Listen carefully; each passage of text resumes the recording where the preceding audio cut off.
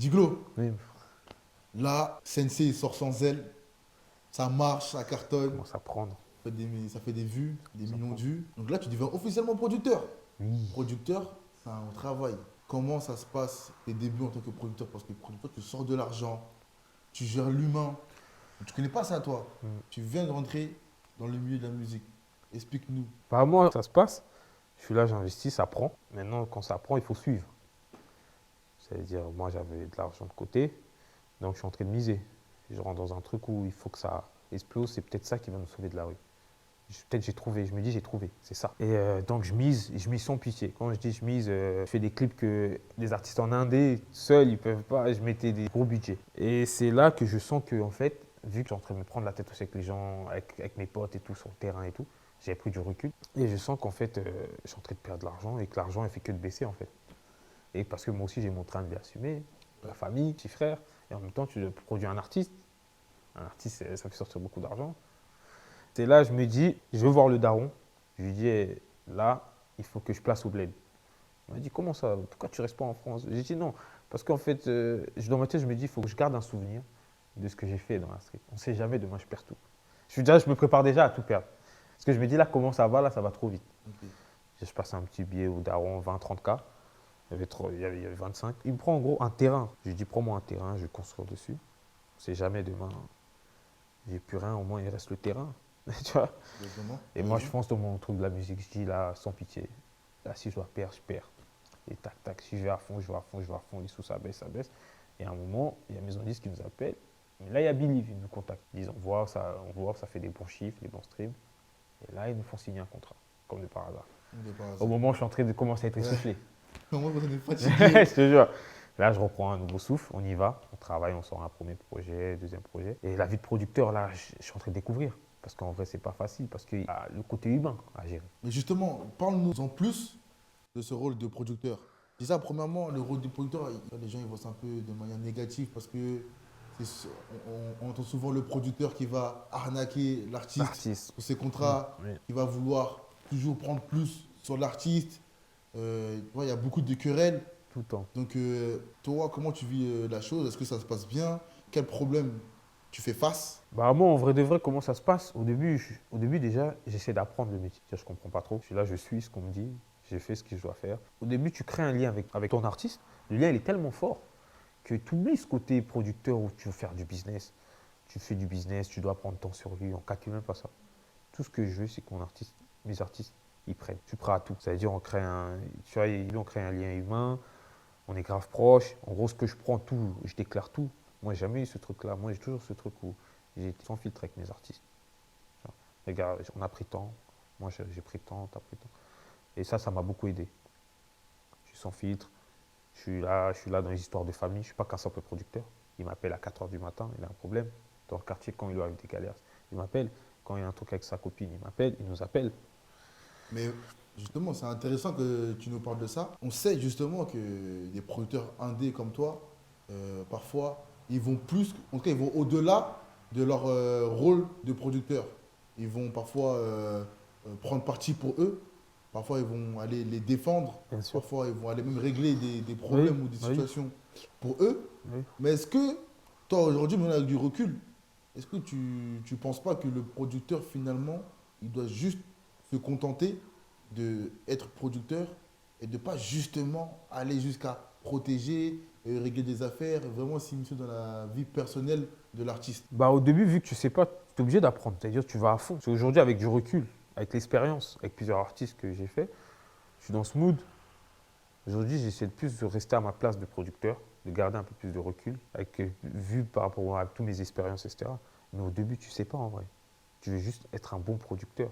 Tu veux juste protéger ton artiste et le faire exploser. Donc, tu es super proche. Tu es avec lui à 24, tu es son meilleur ami. C'est-à-dire, tu fais passer les sentiments avant le business. C'est les erreurs d'un entrepreneur. Toi, tu as une société à gérer, toi, derrière. Exactement. Tu as des factures qui tombent, tu as des TVA, tu as des impôts, tu as les URSSAF, tu as tout ça, en fait. Et au début, tu es tellement en mode, tu es tellement enjaillé dans le truc, tu kiffes tellement le truc, que tu fais pas la part des choses. Tu mélanges tout. Aujourd'hui, avec l'expérience, bien sûr, un producteur, il doit rester à sa place. Il doit savoir rester à sa place. Ça dépend, après, tu crées quel lien avec. les artistes. Souvent, quand tu commences avec ton artiste, c'est ton premier, vous êtes juste en mode, vous êtes comme ça. Et aujourd'hui, je le vois encore. Je suis dans mon studio, les producteurs, quand ils viennent avec leur premier artiste, c'est comme ça, tu es obligé. Mais après, quand demain tu vas subir, ou quand tu subis des déceptions, des trucs, quand tu vois qu'en vrai de vrai, c'est du business. Et c'est là qu'après, quand tu découvres le business, c'est là aussi tu prends du recul. Tu restes à ta place. Il y a beaucoup, il y a cette question-là où le producteur, est-ce que tu peux nous rappeler le rôle, simplement juste le rôle d'un producteur? Bah, le producteur, c'est le côté financier. En Ok. gros, le producteur, c'est lui l'investisseur. L'investisseur. Après, tout ce qui est le travail, suivre l'artiste, etc., ça, c'est le manager, normalement. Au début, quand tu commences, tu ne sais pas tout ça. Donc, tu fais rôle producteur, manager, attaché de presse, DA, tout ce que tu veux. En vrai de vrai, il y a tout un nom en fait dans la musique. Nous, producteurs, à la base, on est financier, nous, on valide les factures. OK, à ce prix-là, moi, je suis prêt à mettre tant pour le projet. Je suis prêt à mettre 100 000 euros sur ce projet. Vous vous démerdez avec 100 000 euros et vous me rendez mon projet. Ok. C'est ça le rôle d'un Toi, tu producteur. n'es pas lié à l'artistique. Je ne dois pas être lié normalement à tout ça. Si j'ai une vision, je peux la donner. Si j'ai une idée, je peux proposer. Si je veux aller au studio, je peux y aller. Mais normalement, au studio, c'est les directeurs artistiques, les managers, etc. C'est eux qui gèrent. Ils sont Pourquoi je te les pose chefs cette... de projet, c'est eux qui gèrent. Ok. Pourquoi je te pose cette question-là? Il y a une question, tout le temps on la pose. Tout le temps. Elle est dans les rumeurs, elle est dans les coulisses.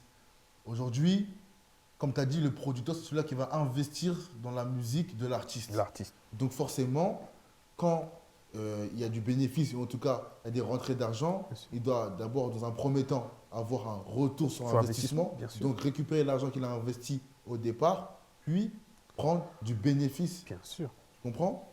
Maintenant, est-ce que le producteur, il a raison de prendre, alors peut-être raison, c'est pas le bon mot, est-ce qu'il a raison ou il a le droit de tout de suite récupérer l'argent qu'il a investi dès le départ sur directement les premiers revenus que l'artiste fait, plus en plus prendre le bénéfice. Donc du coup, l'artiste se retrouve avec peu, ou est-ce que en fait finalement un producteur, il faut qu'il ait conscience dès le départ qu'il va récupérer son argent que sur du long terme. Parce qu'on sait qu'il y a des producteurs qui, eux, investissent et veulent vite avoir un retour sur investissement. Parce que moi, j'ai investi l'argent et je veux avoir vite, d'abord, l'argent que j'ai investi et vite du bénéfice.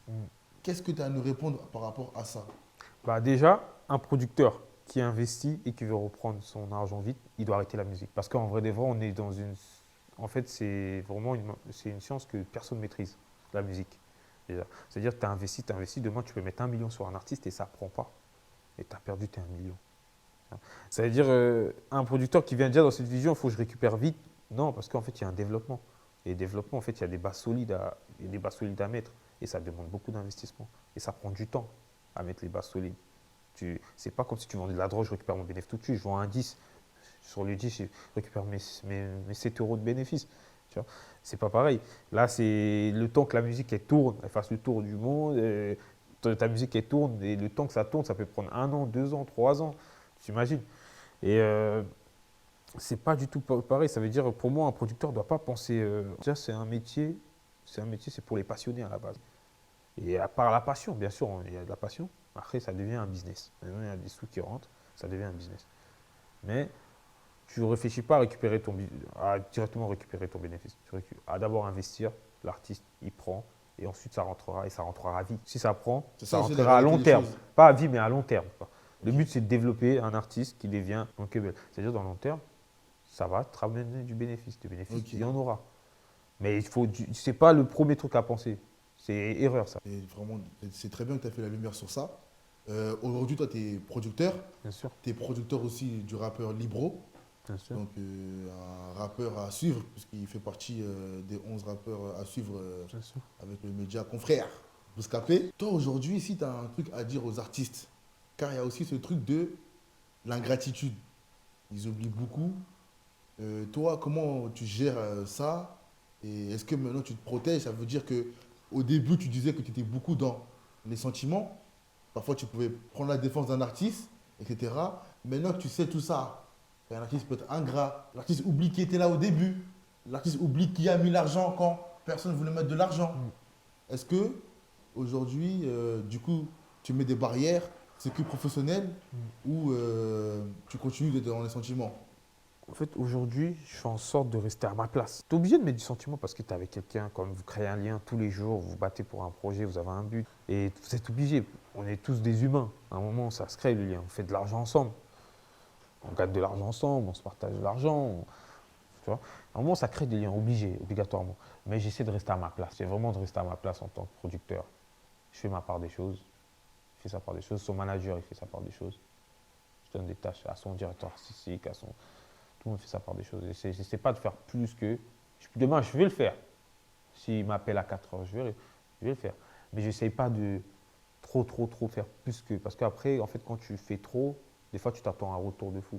Et c'est là que tu es trop déçu quand tu fais trop. Giglo, Oui. tu as un label qui s'appelle Jadkiss. Dans ton label, là tu produis Libro, Yuka, mais il y a notamment aussi Boleman qui est passé. Sensei, on le rappelle au début, on l'a dit. Tu as produit toi aussi personnellement le son Vroom Vroom de Mohaka. Et aussi, il y a un énorme son qui a tourné en boîte de nuit, le son Amadou. Bien sûr. Mais je sais aussi que tu produis des beatmakers, notamment Max et Seni aussi sont passés par toi, donc ton Bien label Jadkiss. Oui. Aujourd'hui, il y a le jeune et génie Sizoué avec son associé Elle m'a dit... et Amadi. Et la question, c'est, il y a aussi, là, en cœur de l'actualité, je sais que, par exemple, le son Petit Génie a été produit dans ton studio. Oui.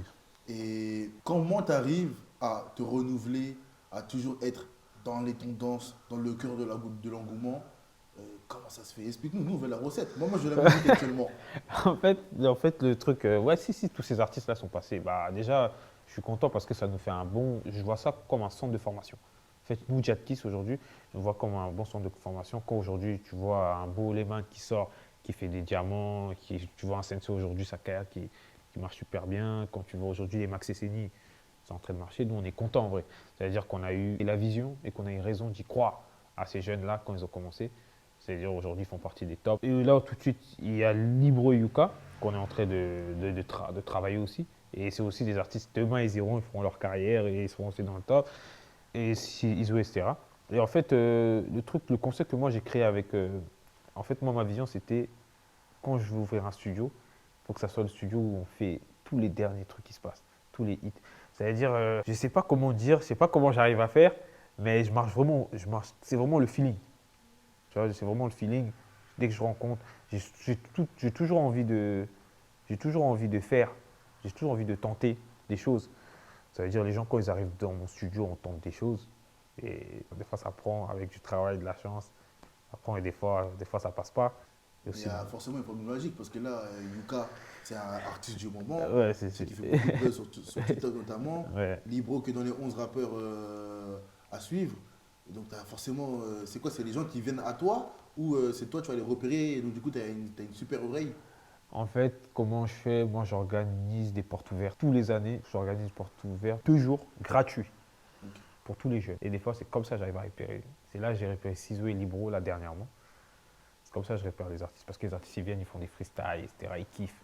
Je leur ouvre le studio photo, vidéo, tout gratuit pendant 2 jours. Kiffez. Enregistrez-vous, ils font des feats, etc. C'est là même que j'ai fait le son de Sensei, Yuka, Jason Samba. Je suis dans ça. C'est là-bas ils l'ont fait, sur la journée porte ouverte. Et c'est comme ça que je repère. Mais je suis toujours à la recherche. On est en fait un producteur, on est toujours on court derrière les On est chasseur, quoi. Internet, on est là, on regarde. Mais moi, je suis beaucoup au feeling et même je suis beaucoup. Et j'ouvre beaucoup mes DM. DM partout Instagram, sur mes Snapchat. boîtes mail. Je suis grave branché. J'écoute tout le monde. J'essaie de négliger personne. Parce que pour moi, en fait, vu qu'aujourd'hui, j'ai de la chance aujourd'hui de réussir à prendre un inconnu, le faire devenir un artiste. C'est-à-dire pour moi, en vrai, je ne regarde pas si l'artiste il a attendu tant de trucs. En vrai, aujourd'hui, on peut transformer tout le monde avec ce qu'on a appris, ce qu'on sait faire. Donc, je n'ai pas peur, je tente des choses. Je prends des artistes, des fois, ils n'ont rien. Je redéveloppe tout à zéro. Et voilà, on les fait monter. Des beatmakers, ils n'ont rien, je les place. C'est lourd, C'est parti. Giglo. En tout cas, félicitations. Merci, Florent. Giglo, tu es aussi entrepreneur. Bien sûr. Tu as ouvert un restaurant à Reims. Bien J'ai eu sûr. la chance même de faire l'ouverture. Tu vois, un très beau resto. Tu es aussi activiste dans la vie de tous les jours. Ça veut dire que tu es président d'une association. Bien sûr. Déjà, comment t'as amené à faire cette association-là? Entrepreneuriat, comment ça se passe? Bah, déjà, entrepreneuriat, comment ça se passe, comment j'ai créé cette association aussi. C'est en 2018 que je crée on a une association Ok. À pour Melun? but, ouais, à Melun. C'était pour but de vraiment aider les jeunes, l'avenir des jeunes de Melun. Je fais tout ce qui est rentrée Ok. scolaire, distribution de fournitures, etc. J'essaie de faire tout ce qui est vraiment, j'essaie tout ce que je peux apporter à la jeunesse, j'essaie d'apporter à mon quartier ou même même Tu à redonnes tous les quoi? quartiers. J'essaie de donner ce qu'on m'a donné. Ce que j'ai pas eu, j'essaie d'apporter. Et le but de l'association, c'est de pousser les jeunes en avant sur leurs projets. Pas mal de jeunes de mon quartier qui viennent dans mon studio, que j'essaie de faire leur suivi par rapport à mon association, etc. Ils ont des projets directement de passer à l'action, quoi.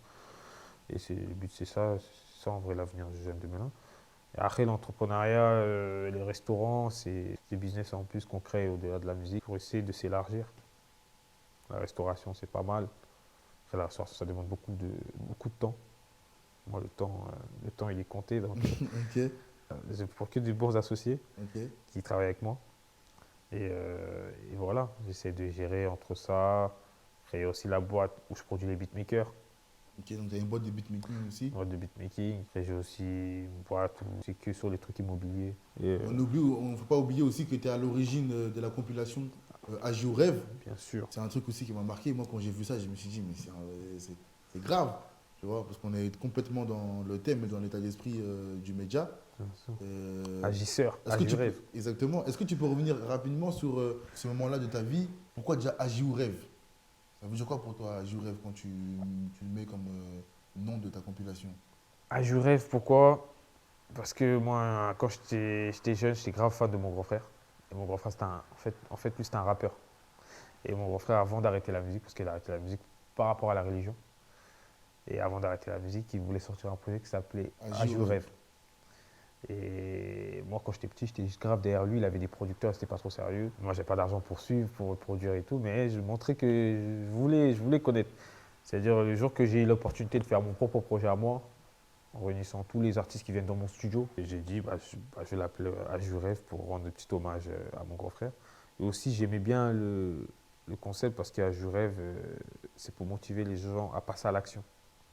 En gros, frérot, c'est soit tu rêves ou tu agis. Ok. Tu vois. Et j'aimais bien parce que je voulais grave motiver les gens à passer à l'action. Donc j'étais dans ce truc-là, je rêve. En gros, sinon on a réussi à faire ce projet. Nous, avec ces artistes-là, si on est là aujourd'hui, c'est parce qu'on a décidé d'agir en fait. Exactement. On a pris des risques, on est passé à l'action. Et c'est ça qui fait qu'aujourd'hui on est là. Et donc pour motiver, on a décidé d'appeler le projet Agir Rêve. Et vu que il y a pas mal d'artistes qui n'étaient pas tous signés dans mon label, je ne pouvais pas l'appeler dans mon label artiste. Donc j'ai appelé à Je Rêve avec la motivation pour tout le monde. D'ailleurs, une compilation qui est toujours disponible sur les plateformes Bien sûr, en toujours ligne, disponible. Spotify, Toujours etc. disponible, Giglo, on a parlé de l'homme, on a parlé de ton parcours, on a parlé des choses que tu as faites.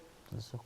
Il y a tellement de choses que tu fais qu'on ne peut pas tous les citer. Donc, c'est comme je le répète, tu es producteur, entrepreneur, tu as ton propre studio, tu es aussi à l'origine de nombreux sons derrière que tu vois, les gens ne savent pas.